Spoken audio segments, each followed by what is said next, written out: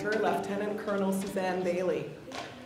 I know we're eagerly anticipating Lieutenant Colonel Bailey's presentation on resilience and well-being, but first let me say a few words about her.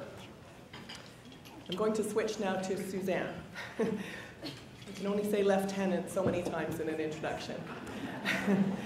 Suzanne joined the Canadian Forces in 1986, graduated from the Royal Military College of Canada in 1990, and worked as a military police officer for a few years.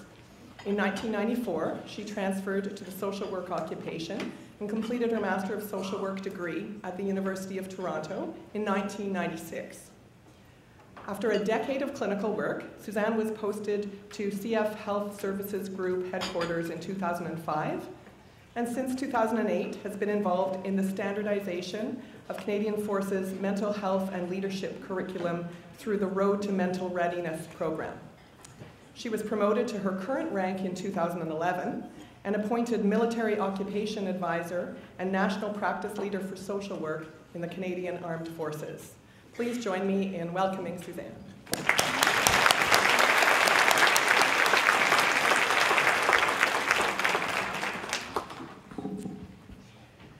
Wow.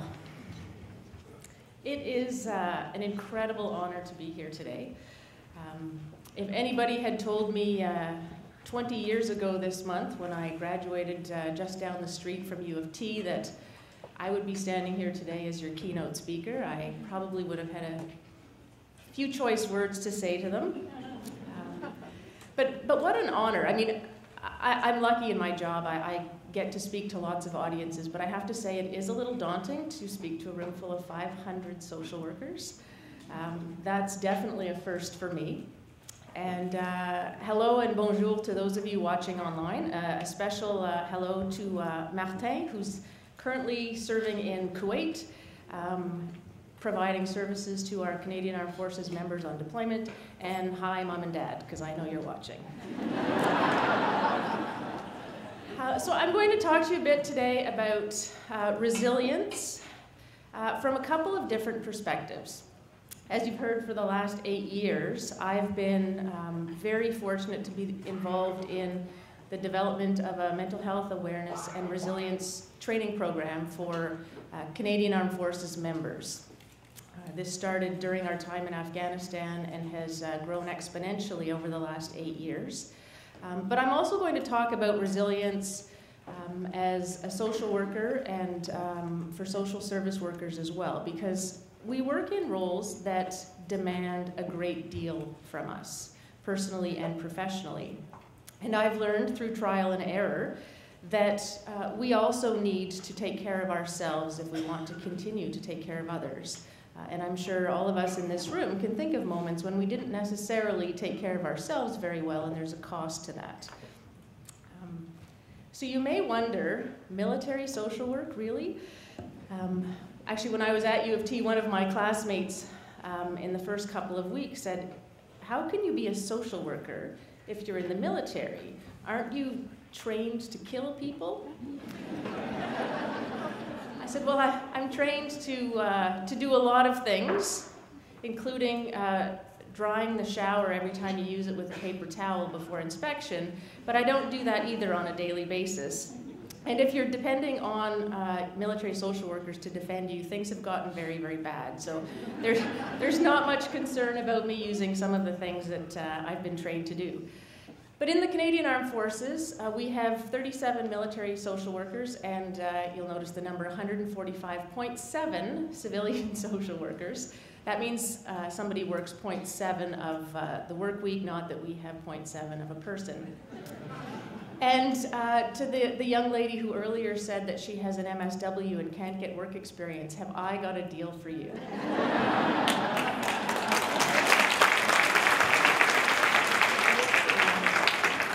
And it comes with your choice of a blue shirt, a white shirt, or a green shirt. We have social workers, civilian and military, located in 19 locations across Canada and one lucky military social worker in Germany. And so, as you can appreciate, I spend my time dealing with various regulatory bodies. I'm very familiar with the colleges and associations across Canada. We work in a multidisciplinary healthcare environment with psychologists, psychiatrists, mental health nurses, addictions counselors, clinical chaplains, as well as our primary care team, obviously. And we provide direct support to over 75,000 folks in uniform and some services to their families. As you can see, we provide prevention, education, advocacy, support, referral, screening, counseling, treatment, and assessments, as well as supporting deployed operations. So wherever there are folks in uniform serving, we provide some level of support to them depending on what the mission is. So these are the lovely locations that anybody who's interested in a job, if you've never been to Cold Lake or Bagottville, I could make those dreams come true.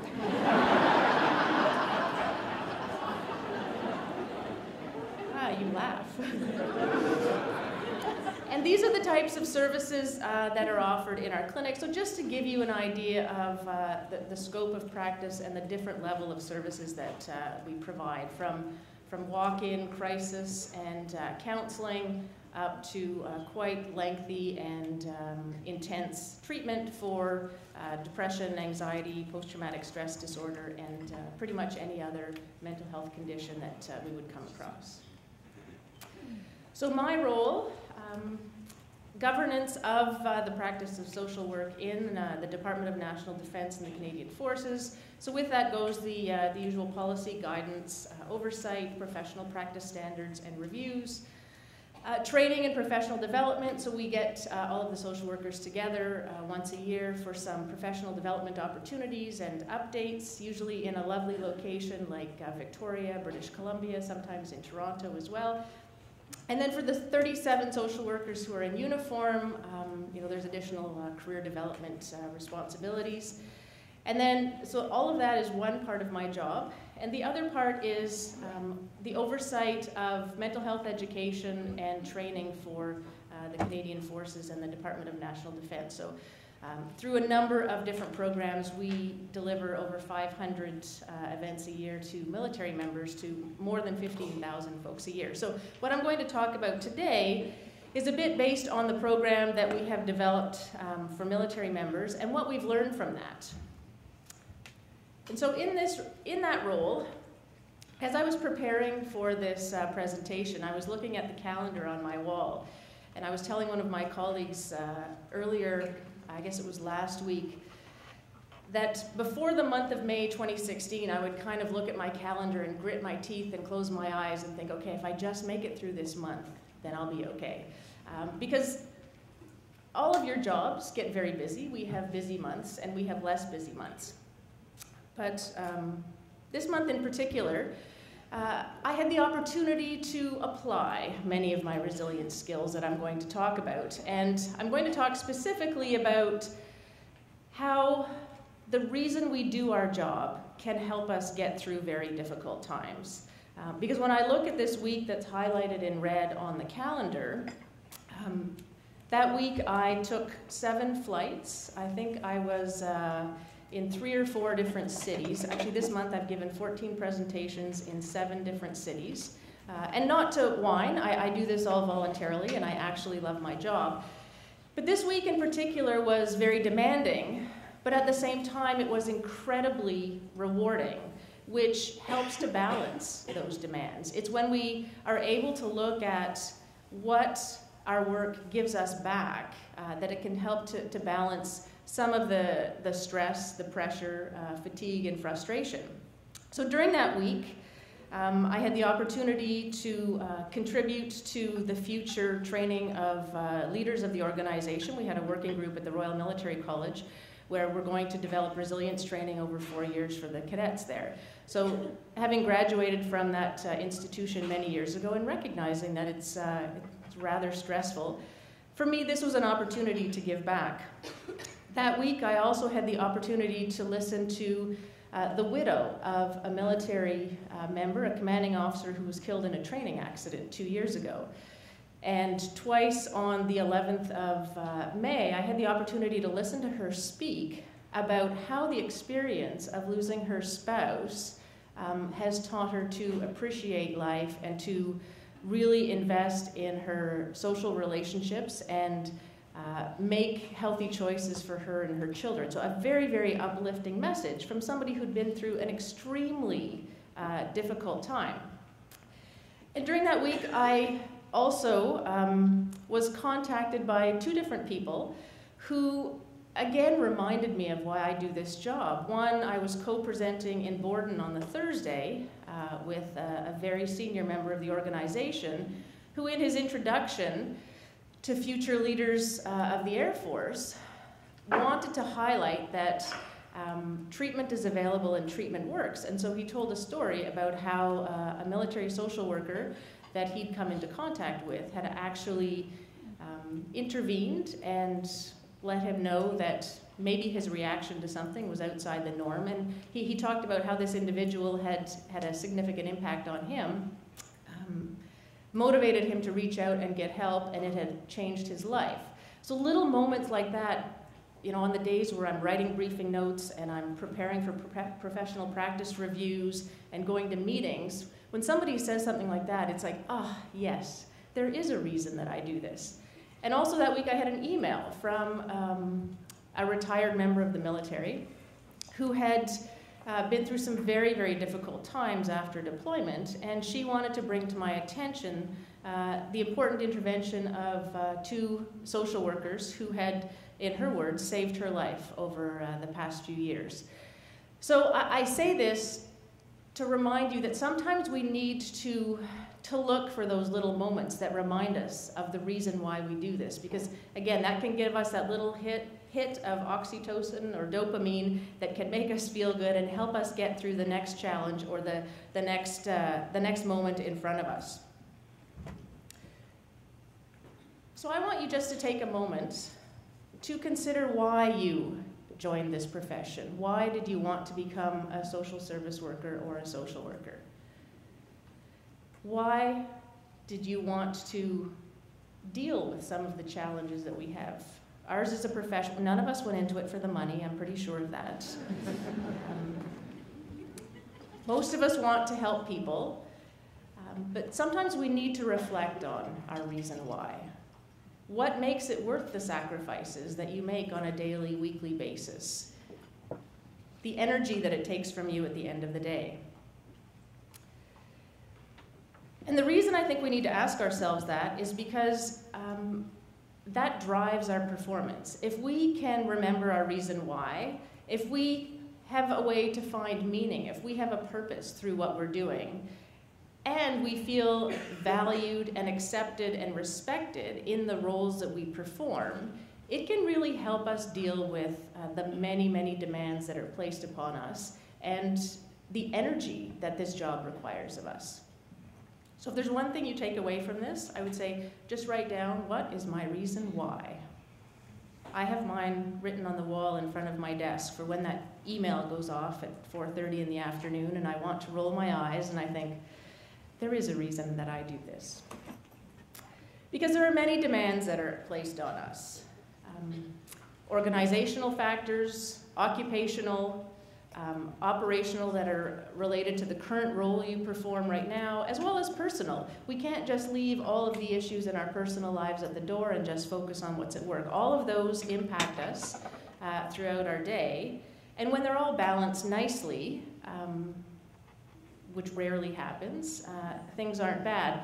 But we have to keep in mind that there are many, many demands on us, and how do we manage those? So what are some of your demands?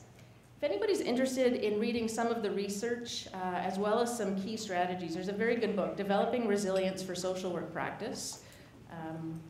I can actually make this available with the notes, edited by Louise Grant and Gail Kinman.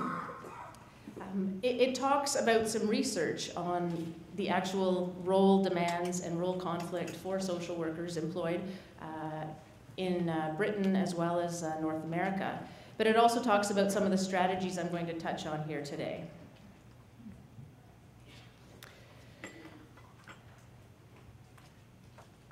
Many of you will recognize the figure on the right, the Yerkes-Dodson curve. It's been around for over 100 years. And it's a very simplistic representation of stress and performance, but I think it can help remind us that We do need some stress and pressure in order to be able to perform, but when we have too much stress and pressure, it actually starts to negatively affect our performance.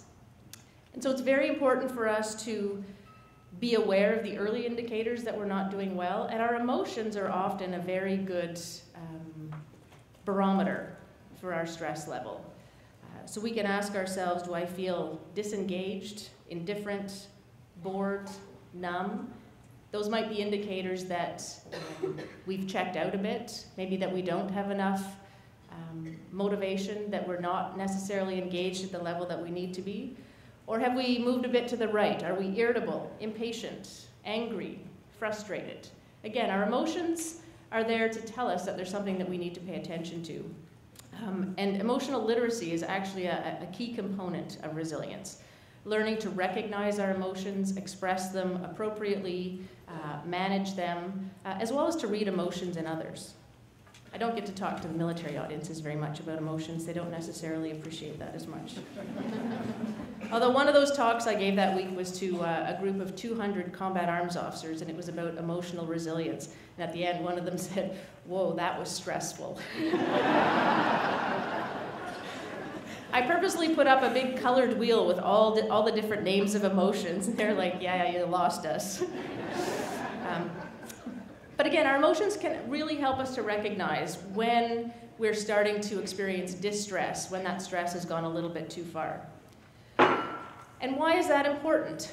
Well, when we're not at our optimal level of performance, when we're starting to move a bit to the right on that curve, it affects our performance.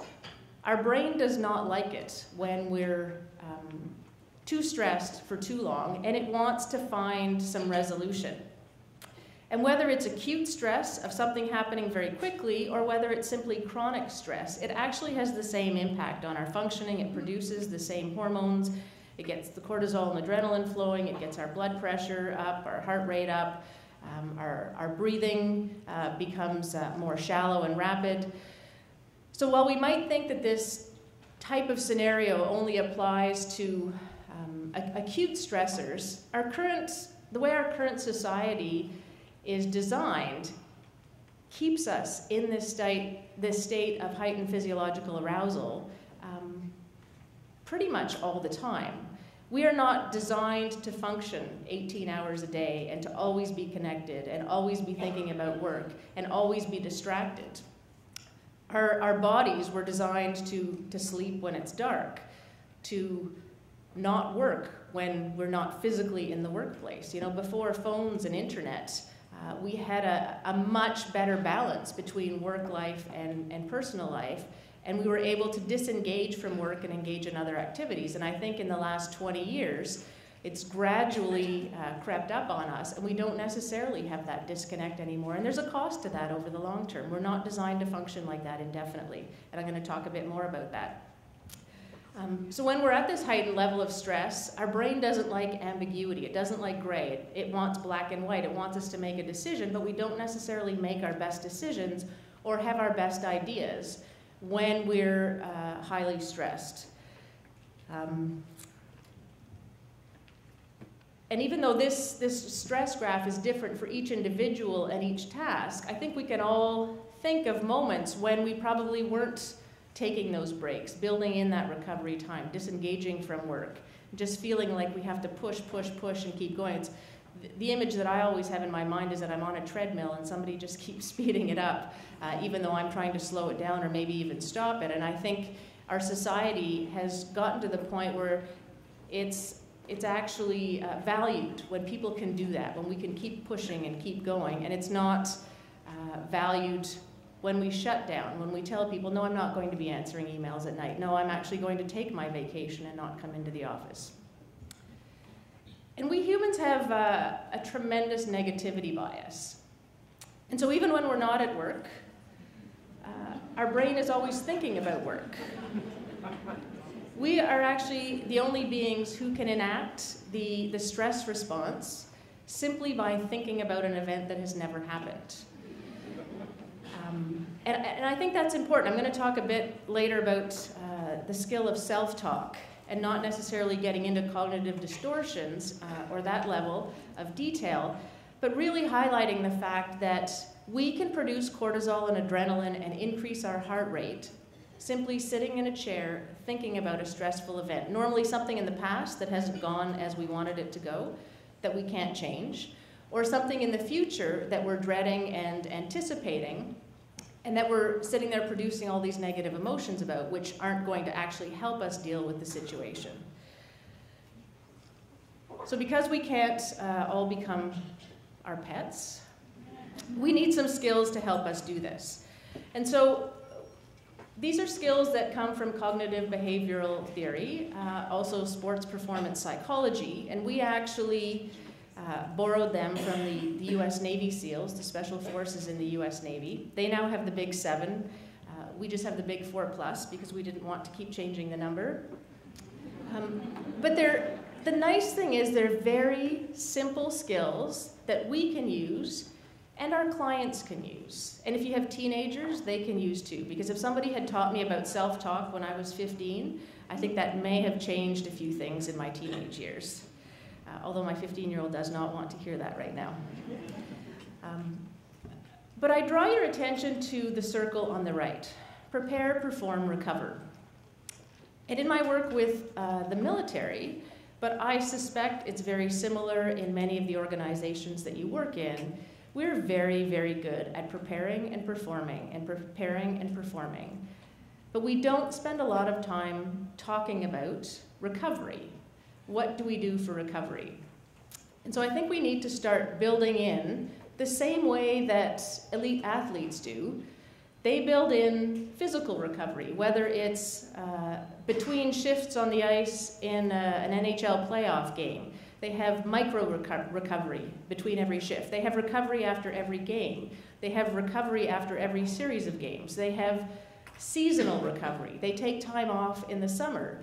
And I think we need to start thinking about mental recovery the same way. How do we build recovery into our daily activities? How do we make sure that at the end of the day, maybe it's on our commute home, that we're building in some time to mentally recover from our day and shift our focus to what we're going to do in our personal lives that evening. Making sure that on the weekend we're building in recovery time. And recovery is something that takes your mind off of work, that gets you into a completely different space from what you do day to day. And it was very telling introducing some of these ideas into some of our very specialized occupations in the military in the last couple of years. The first audience that we piloted some of the recovery content with were search and rescue technicians, who you can imagine are extremely high performers. They have to be competent, not only paramedics, but diving, jumping out of airplanes, mountain rescue, survival, I mean, you name it, these guys do it, and they love it. And so we wanted to help build some curriculum for them, and when we first asked them in the focus group what they do for recovery, their first answer was, what? They said, what do you mean? We said, well, what do you do when you're not at work to recover, for enjoyment, for pleasure, to get yourself into another mindset? And they said, well, we go, we go jump out of planes, or we go do extreme mountain biking, or we do CrossFit, or we do ultra marathons. And we said, no. What do you do that doesn't produce cortisol and adrenaline? And so it really spoke to us that very high-performing people aren't necessarily in tune with the fact that we actually have to do something else that can help us come down off of that stress level, whether it's reading or a hobby or going for walks in nature, playing a musical instrument, being in a band, a number of different things, but something that gets us completely focused outside of our daily work experience. So I'm just going to highlight the key skills that we can use to build our resilience, but also to encourage the development of resilience in others. So focusing not only on our performance objectives through goal setting, but our non-performance objectives. Let's set some recovery objectives. What am I going to do every day, every week, every month to build a recovery practice? How could I manage my stress through my breathing? And I'll talk a bit more about that. Using the power of the mind to visualize either anxiety-provoking situations that we're preparing for, or to help us bring down our physiological arousal level in the moment when we're in a stressful situation. Really tapping into our self-talk to try not to produce cortisol and adrenaline through our self-talk, and then attention control, which I think is probably going to be something that becomes much more commonly talked about, because our society competes for our attention so much. I mean, we make about, I think it's 30,000 decisions a day, and our brains are not very good at dealing with a number of different distractions at once. We may think that we can multitask, but in fact that's a myth. We can shift our attention, but we're not very efficient at that either, so I'll talk a bit about that. So goal setting is a very simple strategy that we can use to manage situations that we find ourselves having a stress reaction to. And what goal setting does, it provides a mental checklist to follow. So whether we have a large or complex task that we need to accomplish, that's where we can use the SMART goal setting technique. And that's, I mean, SMART is a specific behavior that's specific to me, not to somebody else. We've all tried setting goals for others, and it doesn't necessarily work very well. It has to be measurable. We have to know how much, how far. Attainable. So something that's a bit out of reach, but not completely out of sight. It has to be something that we can reasonably accomplish. It has to be relevant to us. That means I have to either want it or need it, because if I don't, I'm not going to put any time or effort towards accomplishing it. And time-bound, within a reasonable amount of time, because it's very challenging to stay focused on a goal for a period of 20 or 30 years. It helps to have it in a much shorter time period. So again, this is how we can break overwhelming tasks down into manageable chunks. And then we can use the closed focus goal setting when we're in that stressful situation. And this is all about what's important now. What do I need to do now to get through the next 5 minutes, to get through the next hour, to get through the next week? And so whether it's preparing for an interview, preparing for a particularly complex intervention, whether it's, a home visit or a family therapy session or a couples therapy session, whatever it is, we can use goal setting to help us plan and prepare for it, but then in the moment to use as a mental checklist. What is it that I have to focus on now? Self-talk. So who knew that you talk to yourselves at a rate of 300 to 1,000 words a minute inside your head? For anybody who's ever had a 3-year-old, they say them all out loud because they don't know they can say them inside their head. I still remember the day I told my oldest daughter that she could talk to herself inside her head. It was the best 5 minutes of my life after that. But as I mentioned before, our self-talk is extremely powerful. We can produce the stress response simply by what we're saying to ourselves inside our heads. And as we see from the worrier pose as opposed to the warrior pose, it's an ongoing dialogue. So I could have used today as an example. If I'd gotten up this morning and thought, oh my God, I have to talk to a group of 500 people that the vast majority of whom I don't know, and I have to talk about something that I've learned in the military and taught to soldiers for the last 8 years, but I've never taught it to a group like this. And then I have to get on a plane and go home, and I'm going to get home late, and then I'm going to be exhausted, and I have to get up and go to work tomorrow. I mean, I could have stressed myself out before I even got out of bed this morning, all just by thinking about it. Or I could have thought, oh, I'm going to wake up in a lovely hotel room. I don't have to make anybody's breakfast or get them ready for school. I don't have to go to the office and solve all kinds of problems. They'll be waiting for me tomorrow. And I get to meet all kinds of interesting people. I will get to see some classmates from 20 years ago and spend some time talking to friends that I haven't seen in a long time. I'll get to share some of what I've learned and hopefully learn something new. And then I'll get to sit on an airplane and watch The Big Bang Theory on my way home. And when I get home, my children will be asleep and I will go to bed.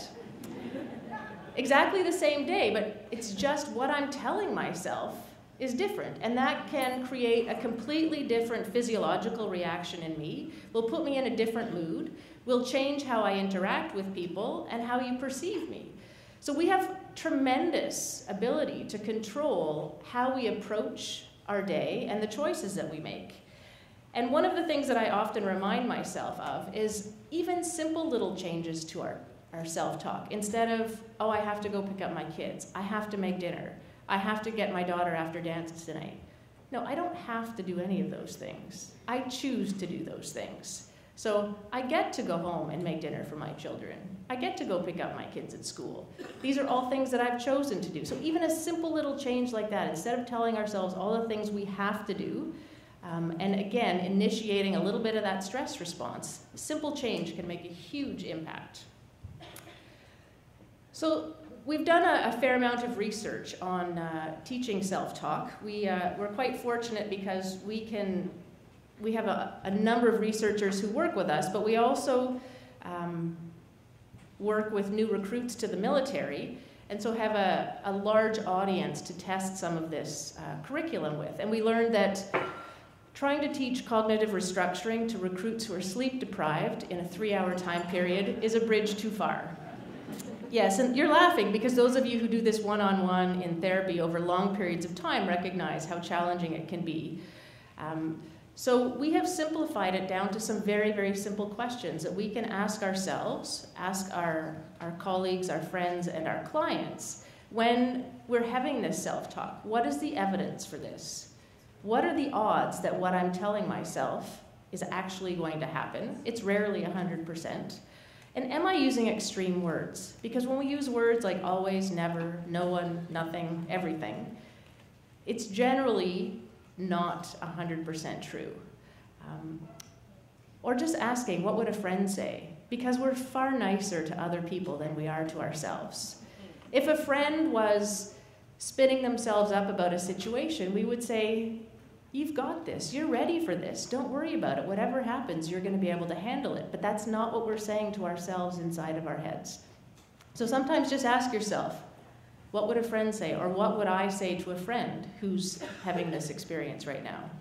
And then on the bottom, I remind myself of this all the time. Just because you think it does not make it true. So some of the beliefs that we have that affect our self-talk, whether we have realistic expectations about our work environments, those are all the shoulds that we tell ourselves. This is the way it should be. This is how people should behave. Again, we may need to reflect on that. Whether we have confidence in the leadership in our organization, in the organization itself, confidence in the value and meaningfulness of our role. And that goes back to our reason why at the beginning. Do I have confidence in why I'm doing this job? Do we have positive and realistic appraisals of our abilities? And then the ability to tell ourselves, this too shall pass. That yes, stress happens to everybody. It's a fact of life. It's not going to last forever. Very, very simple things that we can do. And seeing stress as an opportunity or a challenge. Because none of you would be here today if you hadn't experienced stressful situations and gone through challenges. That's how we grow, that's how we develop, it's how we learn new skills, develop new abilities, even forge new relationships and friendships. So really remembering to tell ourselves that I'm going to learn something from this. This is actually going to help me grow. Visualization is also quite powerful. This is a skill that's used a lot in high-performance sports. And when you see some of the vignettes that they do before the Olympics, and you see athletes, normally they have their headphones on, and you can see them physically going through the motions of whatever their event is going to be to prepare themselves. And with some of the advanced brain and imaging technologies that we have, there's evidence that visualizing ourselves doing a task actually helps create some of those neural pathways to help us physically perform the task. So there's a tremendous amount of science behind the power of visualization to help us prepare for something, to accomplish our goals, to go through all of the steps to accomplish our goals, to regain control when we're in a situation where things don't necessarily go the way that we wanted them to. Okay, I'm going to go back to visualizing how I thought this would go, what I need to do next. Again, that brings in the goal setting as well, and really to enhance our confidence and remain positive in difficult situations. Mental images can also help us bring down our physiological arousal levels when we're in a tough situation, and simply visualizing, our favorite place at home, or maybe at the cottage where we like to go and relax, sort of going to our happy place. Again, that can produce some of the feel-good hormones and start to decrease that cortisol and adrenaline and help us to refocus on the task at hand. So a couple of different tips, whether it's a tough interview you're preparing for, maybe a job interview, going into a new setting, going for that home visit. So seeing yourself going through the steps. What am I going to do?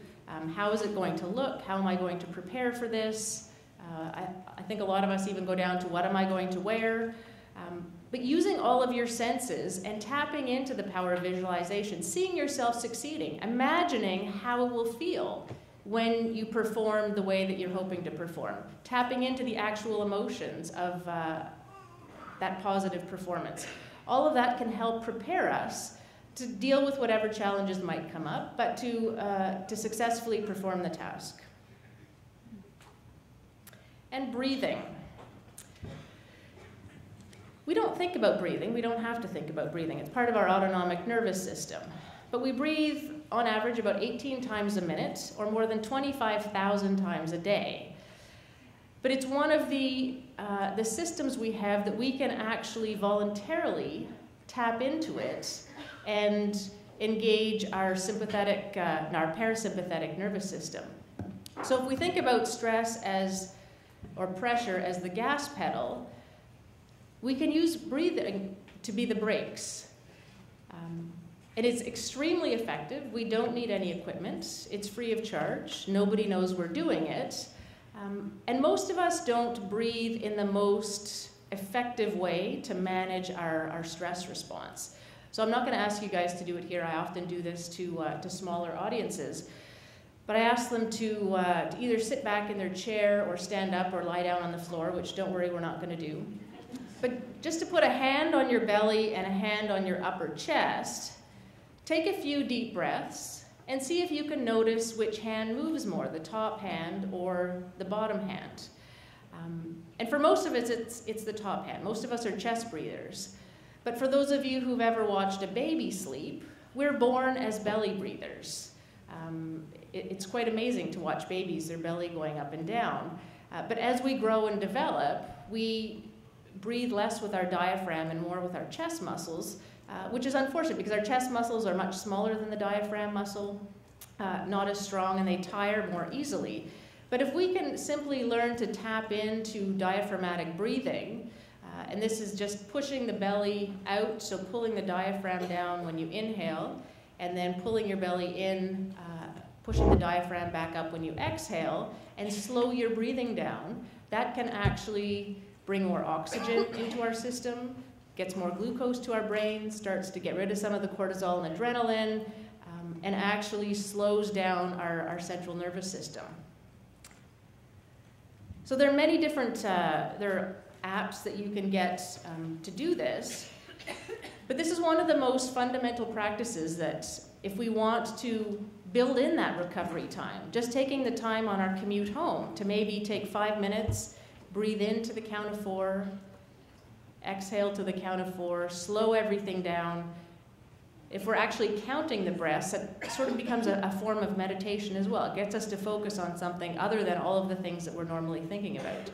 So these are some of the very, very simple resilience skills that I'm sure many of you have seen these in interventions that we do with our clients in a variety of settings. We don't necessarily think of using them to help ourselves deal with the demands that are placed on us, to help us at the end of every day manage what it is that we've done that day, help us to refocus on ourselves, our families, and our friends, and be able to change our focus at the end of the day, and hopefully stay healthier, maintain our well-being for the long term so we can continue to do what we do. This is just a slide to highlight that recovery is part of resilience. We can't expect to keep going at the pace that We go when there are so many demands on us and we want to meet all of the expectations. We can't maintain that pace indefinitely without there being a cost. So really building in recovery. Sometimes micro-recovery, and sleep is a phenomenal form of recovery. Most of us cannot function on 4 to 5 hours of sleep a night, regardless of what we may tell ourselves. There's so many, we're just beginning to understand all the processes that happen when we sleep and how it helps us to get rid of all the toxins that we produce during the day and helps our brains function better. So now I'm going to introduce the other part of resilience, which is self-awareness. Has anybody here seen the mental health continuum before? I see a few hands because I know some of you. This is something that we developed 8 years ago with the United States Marine Corps because we wanted to normalize mental health. We wanted to help people understand that mental health is not an all or nothing thing. And in the military, when we're preparing to go on a deployment or an operation, we have a number of screenings that we go through. And our screening can either be green, you're good to go, you're ready, or red, you're not. And you need to do a few things. Maybe seek some sort of consultation or professional services to be able to be screened green and be able to go. So this ended up being how military members perceived mental health many years ago, that you were either good to go or you weren't, and there was no in between. And what that did was it actually encouraged people to deny to themselves and deny to others that they may not be 100%.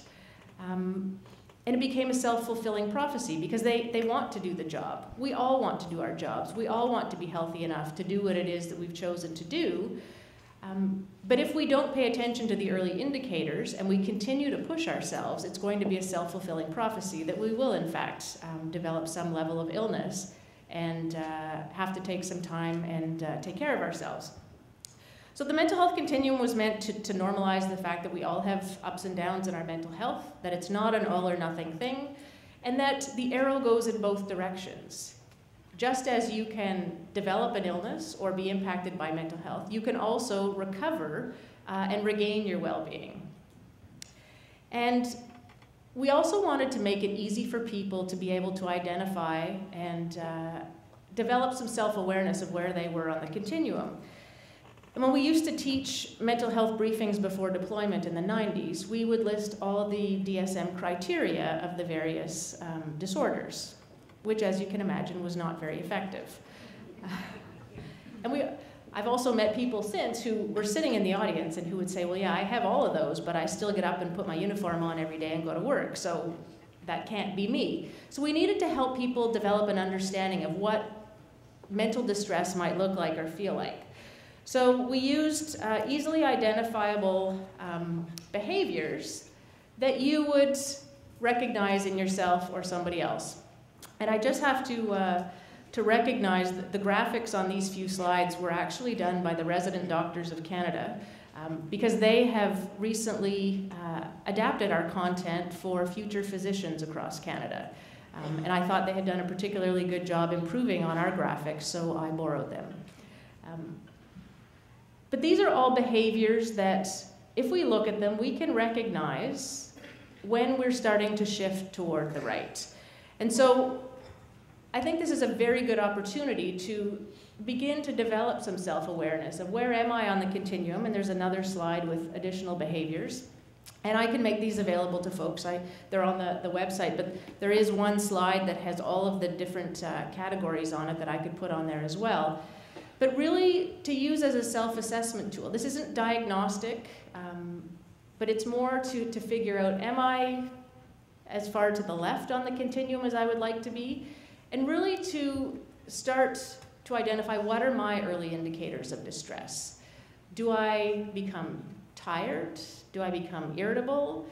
Do I maybe avoid social activities because I don't have the energy for that? And getting in tune with what those early indicators are. And our friends and families could probably tell us what those early indicators are. But really about knowing where you are in the continuum and what you need to do to be able to get back to green. So I'm not going to ask for any answers on this, but I find it a very simple and effective way to start building that self-awareness, whether it's with us or with the clients that we work with. Because as we move to the right, under recovery starts to look like yellowish orange. And then if we don't pay attention to that, we start to move towards ill. And one of the nice things about this is people don't have to know what the illness is or what the diagnosis is. It doesn't matter. They just have to know that yellow is probably the sprained ankle equivalent of mental health. And most of us, if we recognize that we have a sprained ankle and we stay off of it for a few days, maybe put some ice on it, elevate it, it will recover on its own. It's the same with mental health. If we recognize that we're a bit distressed, and if we do something, if we change our behaviors, maybe get some more sleep, maybe work 8-hour days instead of 10 or 12-hour days, if we take better care of ourselves, generally we will go back towards healthy. But if we find ourselves in the orange or red, that's more equivalent to a broken leg of mental health. And where most of us wouldn't Google, how do I fix my own broken leg? We may be tempted to Google, how do I deal with depression or anxiety or burnout? And so I think we need to give the same level of respect to our mental health as we do to our physical health.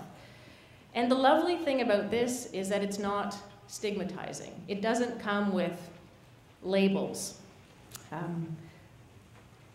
I had the good fortune to work on a NATO committee with representatives from 12 different countries a few years ago. And there was a debate over the words at the top, healthy, reacting, injured, and ill. And some of the folks in the group weren't comfortable with those labels. And so there was a long debate about whether we wanted to change them or what we wanted to call them. And then the fellow, the psychologist from the Czech Republic turned around and he said to me, and he said, well, Suzanne, you've used this with your soldiers for 5 years. What do they call it? And I said, they call it green, yellow, orange, and red. They don't care what we call it. But I mean, because I'm in the job that I am and I have connection with so many of our mental health clinicians across the country, I get emails saying, hey, 2 more guys came in last week saying they think they're kind of yellowish orange. And they remember the guy in Cyprus with the tattoos said, that's when you need to go and talk to somebody. So they don't have to know what it is, what it's called, what the treatment is. They just have to know it's probably something I can't manage on my own anymore and I need to go and talk to somebody.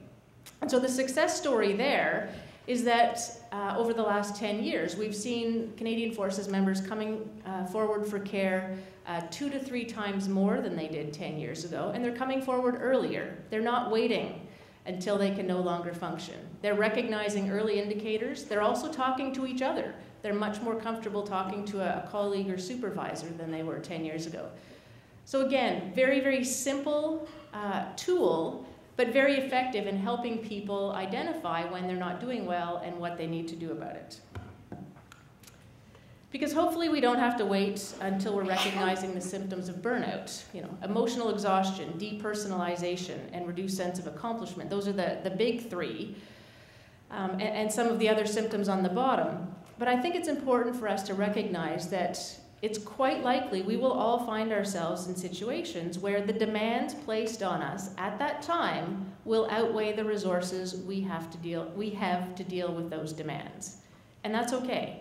That's normal. It's part of being human. And we have coping strategies. We need to remind ourselves that we've coped with everything that's happened to us so far. Sometimes not as well as we had hoped, but we have coped. We've gotten through it. And whether we're using problem-focused coping strategies, so changing the situation, or when we can't change the situation, using more emotion-focused coping strategies, having a variety of strategies in our toolbox to deal with the demands that are placed on us. And so along the continuum, there are different things that we can do. I mean, identifying and nurturing support systems. And this is to highlight that social support is huge. If we have a good social support network within our workplace, it can help us deal with tremendous stress, with very difficult challenges. Just simply connecting with somebody and having a quick laugh about something silly engages diaphragmatic breathing. It brings down our stress levels. It can help us refocus for the rest of the day. Again, very simple, but important to have those connections in the workplace as well as in our personal lives. Focusing on one task at a time, using goal setting to break problems into manageable chunks. Hopefully we can help foster a healthy work environment, setting an example for others by managing our emotions, balancing our work and life demands, maintaining a healthy lifestyle, and reviewing our insurance coverage to make sure that if we do become distressed, if we do start to experience burnout, that we have the resources and supports in place that we need to be able to manage that. Hopefully we don't have to, but it's better to do that when we're healthy. When we find ourselves moving to the right, recognizing our limits and taking breaks. I'm guessing that you're probably as good at that as I am. That's something we could all probably focus on improving, recognizing our limits. Saying no to new commitments. Again, there's nothing wrong with saying, no, I have enough on my plate right now, I can't take this on. Identifying unhealthy situations in our lives and trying to minimize putting ourselves in stressful situations. And then the basics, rest, food, and exercise. Being in good physical condition actually helps us deal with many of the stressors in our lives. It can impact how much cortisol and adrenaline we produce when we're in stressful situations if we're in good physical condition. When we're moving to the right, accessing mental health resources, prioritizing our own self-care. We have to start putting ourselves first at this point. Tuning into our signs of distress, and not just asking for help, but accepting help. I would be willing to bet that that's something that, again, we could all probably improve on, accepting somebody's offer of help. Talking with someone and maintaining social contact. When we start to become distressed, one of the first things that we do is we withdraw from people because one, it takes a lot of energy, and two, they can see through whatever mask it is that we're trying to wear, and they'll ask us the tough questions about what's going on. But there are important resilience components to having that social interaction, having face-to-face contact. And yes, virtual contact is good, but when it supports live in-person contact. My children don't believe me on that one. And then when we're ill, we have to reach out for help. Considering taking formal time off so that we can get that recovery time, and paying attention to the recommendations of our care providers. So how do we make sure that we're checking our own pulse? It's all about being aware of, is my stress level impacting my ability to perform, whether it's at work or in my personal life? Am I reacting to things more than I used to, or are my reactions lasting longer? And the rumination, the self-talk, am I getting stuck in these thinking traps and not able to let things go and move on? Those can all be good indicators of when we may need to start paying attention to what's going on and talk to somebody about it. And so we tell folks that when we're in that yellowish-orange zone, that's when we need to seek help. Help of any sort. A lot of times, it doesn't have to be going for a full assessment and treatment, but it can be a matter of recognizing what the issue is and finding a resource that can simply help us develop some better strategies for that. Ongoing sleep problems can be a very good indicator that we need to pay attention to our health, and when we stop enjoying activities that we used to enjoy. And I think we need to give ourselves permission to reach out. One of the things we've tried to do in the Canadian Forces over the last decade is normalizing care seeking, that there is nothing wrong with reaching out and seeking care. The same as I take my car to the garage when it makes funny noises that I don't understand. I have to be able to go and see somebody who has professional training to be able to help me with symptoms I may be experiencing that I don't know how to treat myself. Same as I go to physio for my knee. Again, normalizing the fact that we need to access those who are trained to deal with whatever the situation is that we're experiencing. And then accepting that help when it's offered. In this slide, those of you who were at the U of T convocation 20 years ago, you may remember our speaker for our convocation was Margaret Norrie McCain.